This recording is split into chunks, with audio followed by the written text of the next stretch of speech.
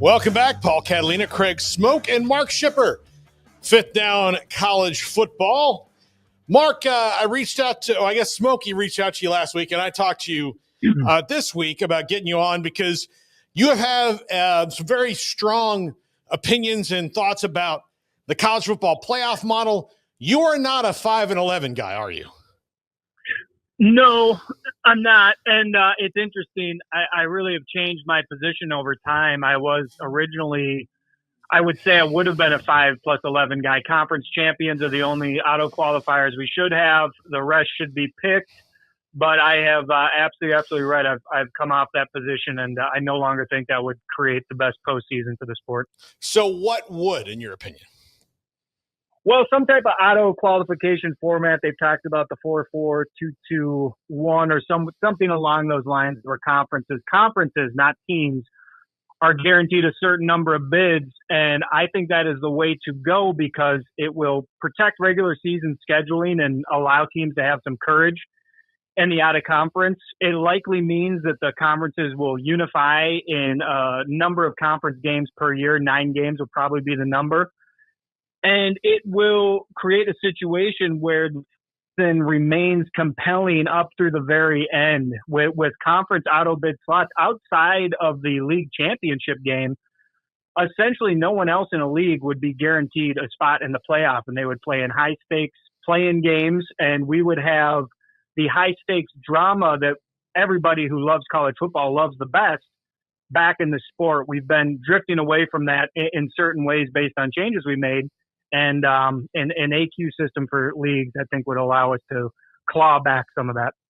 Mark, they're still deciding, obviously. I mean, they can always come out on Monday and say, hey, the SEC is going to play a 9th game. We're going 4-4, 2-2-1, right? Like, that's still very much in play. I know 5-11, the big bugaboo is the committee and just allowing a group of people to decide so many at-large spots. But do you think it would be void of drama, or do you think there would still be some of that? Because, hey, there's suddenly – there's, what would it be, 11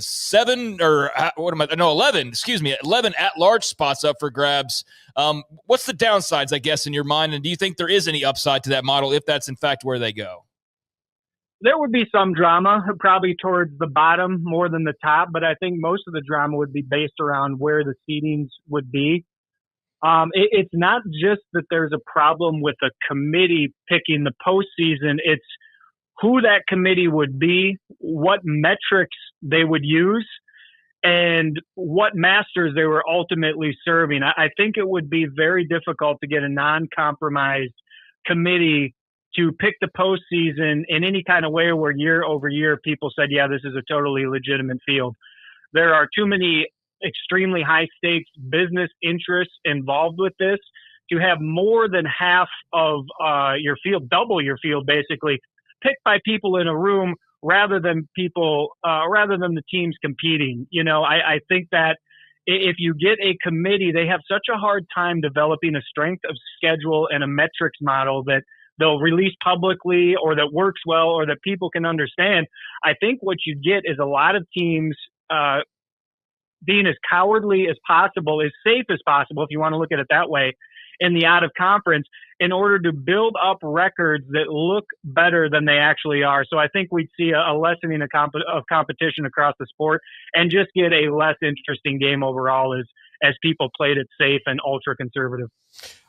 Mark, what if they did it how hockey does it, where they have a committee, but that committee is beholden to an RPI metric, and to qualify, you have to hit like certain benchmarks? You are so close to getting the world's most comfortable dress shirt. But you're probably wondering how it fits. This is our trim fit. It has a tailored athletic cut that fits close against the body.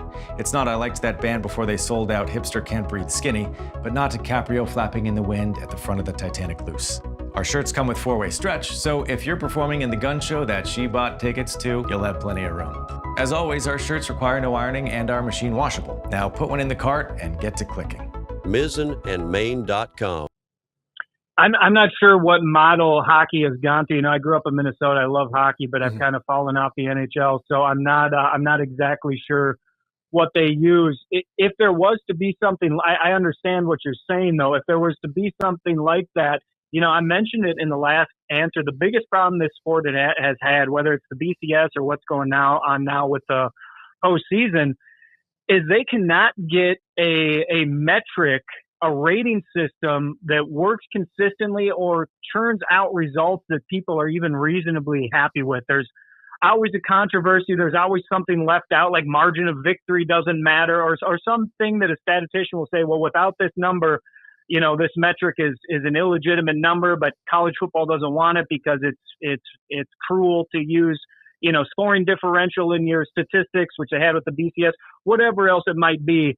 If they could really lock in a process for selecting the teams that everybody knew exactly what it was and they just followed it precisely year to year, that would be the best possible outcome for that model. But with this sport, as we've seen, they just can't seem to do that. And every year it's like, what did you guys talk about in this room? How did you arrive at these decisions? And if you asked everybody in the room, they give you a different answer of what exactly they were looking at to come to their choice. So it's been frustrating from that perspective. Yeah, it sounds simple. Like, I'm all on board with having a mix of committee and computers, but like you point out, I mean, getting everybody to agree on anything is nearly impossible in this sport, including the computer metrics, which you would think would be pretty black and white and people could all agree on. But alas, that is a little bit more complicated. When you hear Brett Yormark, knowing where the Big 12 sits in the big picture right now, say, I know it's a risk. I know there's, like last year, years where we might only get one team in, but the hell with it. We're not going to go the guaranteed 2 route. I mean, what do you think? It's definitely a gamble. I think everybody realizes that, but your thoughts on the risk on the part of a league like the Big 12 and going the only guaranteed one representative route? Yeah, with due respect to Commissioner Yormark, I think that's a foolish route to go. There's a lot of bravado there, and I like the patriotism for his league and his schools. It sounds good, but taking a guaranteed route plus an opportunity at potentially an at-large would be the smarter play for a league like the Big 12, and that's the term I've used with the 5+11 is there will be a feeding frenzy between the Big Ten and the SEC. And that's what I mean about compromised committees and unknown processes. They could easily find a way to put in the Big 12 or the SEC Big Ten champion and then put in every at-large team between those two schools essentially and give everybody else one. And they could find a way to do it almost every season. So I would really worry about that if I was in a league like the Big 12. It's weird to say, Mark, but the only weapon they have is public perception, right? So, because they don't get to make the final decision. So right. They really have to push things to what could be the best for them. And I think part of it is they don't want the public perception of saying, well, these teams automatically deserve more than we do. Because I don't think that they It may be true most years, but I don't think they believe that. And I also don't think that they trust, like you said, the metrics that these leagues have been using forever are kind of backdated with some now what I would say dead data because the sport has changed with realignment and NIL. Yeah. Yeah, I would call that pride, maybe excessive pride. And I don't know what you get a slug of whiskey and swallow that pride and take auto bids and go beat him on the field. The best thing to do is beat him on the field, obviously. And the more teams you can get into that postseason, the more opportunities you're going to have to embarrass them. And that's the best revenge by far. So I get that. I do get that because you're playing in now the Power Four, rest in peace, old Pac-12. We miss you. I get not wanting to share a sport ostensibly and have them say, well, we are the Big Two. We are without a question better than the rest of the sport. That's painful. It's maddening. I guess use that anger and that embarrassment to get good and beat those guys because I don't think it's right either. And I don't like the direction we've gone with the conferences, but that's the situation right now. And so the guaranteed spots and the chance to compete on the field, I would consider the most important thing to consider here and, swallow that pride and get angry. So you just mentioned rest in peace to the old Pac-12. The new Pac-12 still undecided. They need another member. We know that. But they have made some moves and bringing in some teams. And Teresa Gold talking today about how they prefer 5 and 11, which makes sense because there's just more at-large spots to get, and they're not going to be blessed, with AQs like the other leagues at this point. What do you think of what they've been able to put together?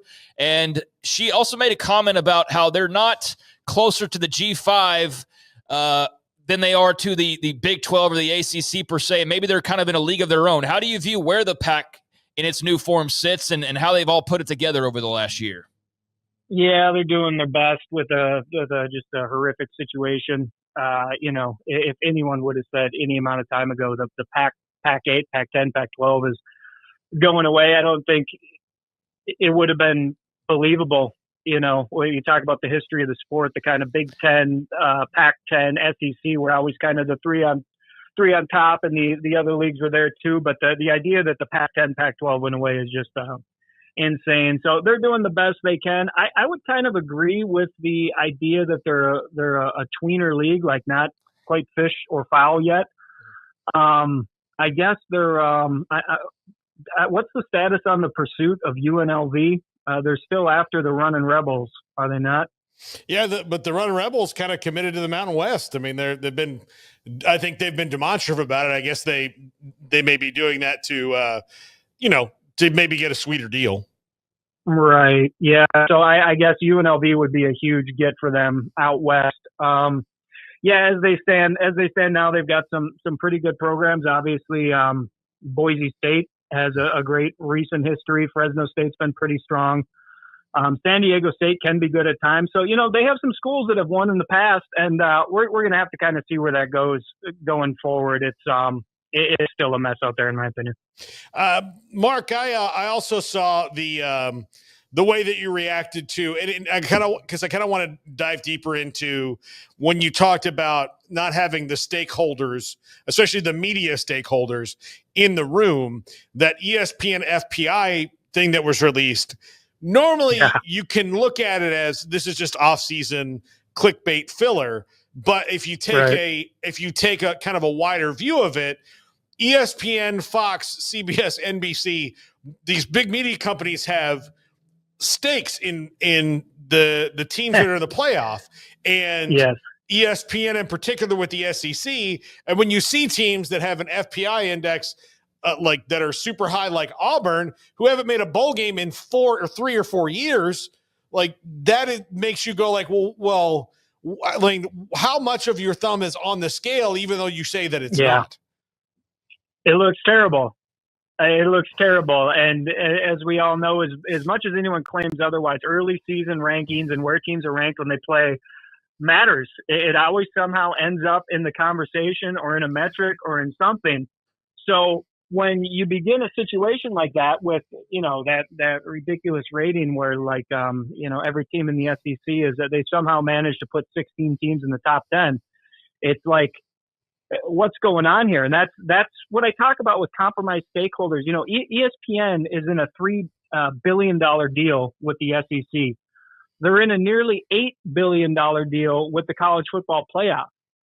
I don't really care what your words and claims are when your business relationship is of that nature. It's not just human nature. It's the way of business. It's the way of surviving and thriving in business and staying on top, that you are going to maximize your returns on those colossal entertainment outlays that you've made. So the idea that ESPN can back away and look at the SEC and the college football playoff objectively and not say they don't want the biggest brands and the biggest ratings and the highest priced sponsors as part of that, I just flat out don't believe them. It's just public relations as far as I'm concerned. So I find that kind of stuff disturbing, which is why I like the more auto qualification model where it's like these teams play in, they win on the field, and they earn their opportunity in the postseason, as opposed to a backroom committee is picking our postseason. So, there's all the talk like the ACC or like, hey, we need a Feinbaum, we need a this. How do the other leagues because you can't just do it, right? You can't just make one. Right. How do the other leagues then compete with all this? If you're the Big 12 or the ACC, how do you sift through that mud and finally get to where you can talk about it in a, if it's the 2025 playoff, the 2025 is the only thing we should bring up. Yeah, well, college football fans in those regions need to have a lot of kids, and they need to indoctrinate their kids into an intense love for the sport, and then they need to get them into broadcasting. Yeah, a lot of that with Feinbaum and the SEC, their motto famously is "it just means more." It's a football obsessed section of the country. It has been basically since they really got serious about the sport in the 1920s.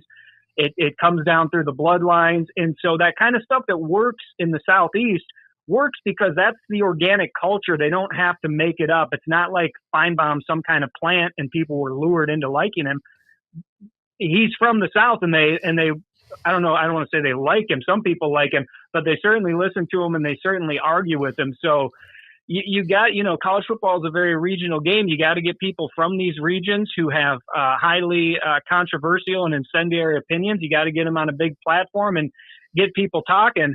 But of course, the most important thing is for a lot of years, the SEC won a lot of huge football games. And in the end, it comes down to that is who's hoisting the trophies and who's winning the big bowls and the big national TV games. So win on the field and never stop talking about how great you are. And that's kind of the recipe.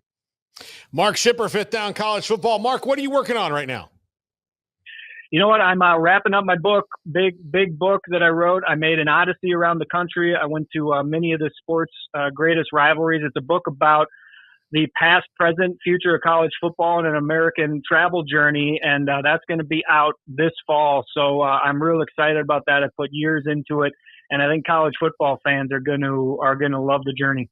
Well, Mark, I can't wait to read it when it is out. And, of course, we'll probably have you on before the book is out, but we'll definitely have you on to help pump up that book even more when it's in print and ready to go. Anytime, guys. I always love chatting with you. So you know where to find me. Yeah, Mark Schipper, Fifth Down College Football.